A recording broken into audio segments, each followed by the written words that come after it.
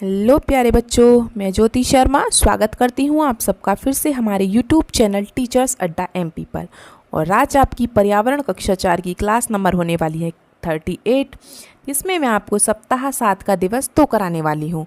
तो क्लास शुरू करने से पहले जो बच्चे हमारे चैनल पर नए हैं या जिन्होंने अभी तक हमारे चैनल को सब्सक्राइब नहीं किया है तो फटाफट से सब्सक्राइब कर लीजिए, जिससे कि सारी वीडियोज़ आपके पास लाइन बाय लाइन पहुँचती रहें।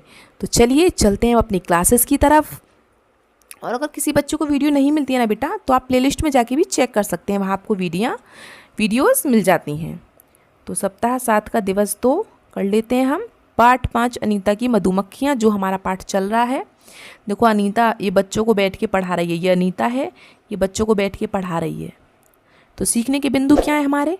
निःशुल्क एवं अनिवार्य शिक्षा के अधिकार के बारे में जानना, मतलब फ्री में और शिक्षा जरूरी क्यों है उसके बारे में जानना। ठीक है, तो अभ्यास क्रमांक 1 में हम देखते हैं। पहला क्वेश्चन है, चित्र में आपको क्या दिखाई दे रहा है? अनीता क्या कर रही है बेटा? बच्चों को पढ़ा रही है। तो चित्र में आपको क्या दिखाई दे रहा है? अनीता बच्चों को पढ़ा रही है। अनीता बच्चों को पढ़ा रही है। ठीक है। दूसरा क्वेश्चन, अनीता ने बच्चों को क्यों पढ़ाना शुरू किया? अपनी पढ़ाई के खर्चे के लिए, ताकि बेटा वो खुद भी आगे पढ़ सके।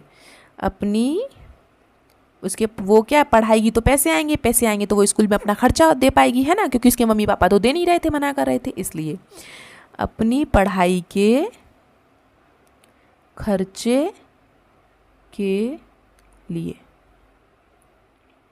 ठीक है बेटा, दोनों क्वेश्चन हो गए आप लोगों के,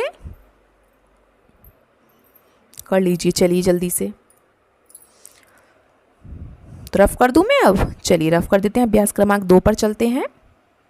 आपके परिवार में कोई ऐसा बच्चा या बच्ची हो जो किसी कारण से स्कूल नहीं जा रहा हो, उसे स्कूल भेजने के लिए आप क्या करेंगे? पहला, उनके माता पिता को शिक्षा का मतलब बताएंगे भाई कि पढ़ना जरूरी है ना।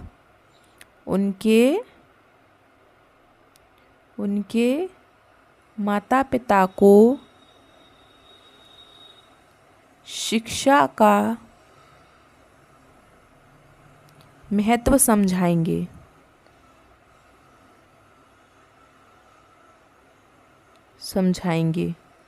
और दूसरा बच्चे की पढ़ाई में मदद कर सकते हैं।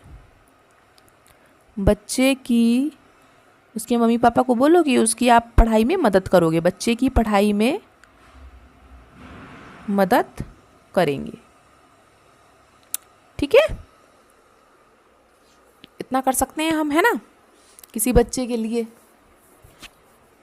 चलिए इतना हो गया, आप सबका उतार लिए सबने, तो मैं रफ कर दूं। चलिए आगे चलते हैं अभ्यास क्रमांक 3 पर। अभ्यास क्रमांक 3 क्या कह रहा है? आरटीई अधिनियम 2009 में क्या कहा गया? आरटीई अधिनियम 2009 में ये कानून का बनाया हुआ एक रूल है कि जो 6 से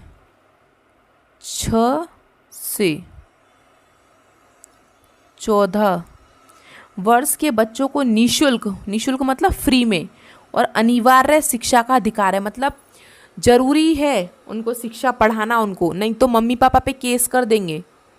ठीक है, चलिए ये हो गया आपका।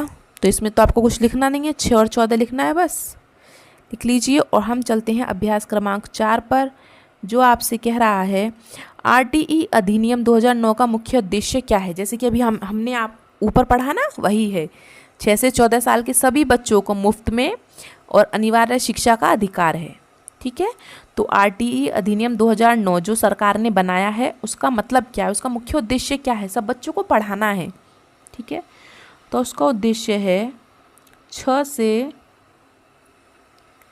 14 साल के सभी बच्चों को मुफ्त एवं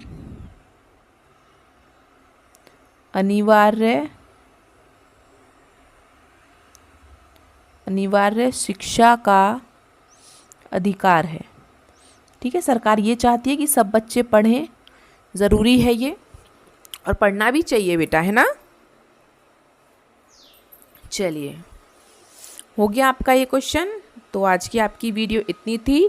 अगर आपको हमारी वीडियो अच्छी लगी हो, पढ़ाने का तरीका अच्छा लगा हो और आपको सारे क्वेश्चंस में हेल्प हो रही हो, तो हमारी वीडियो को लाइक करें और कमेंट करके बताएं आपको कैसा लगा। सब्सक्राइब करें, अपने दोस्तों को शेयर करें।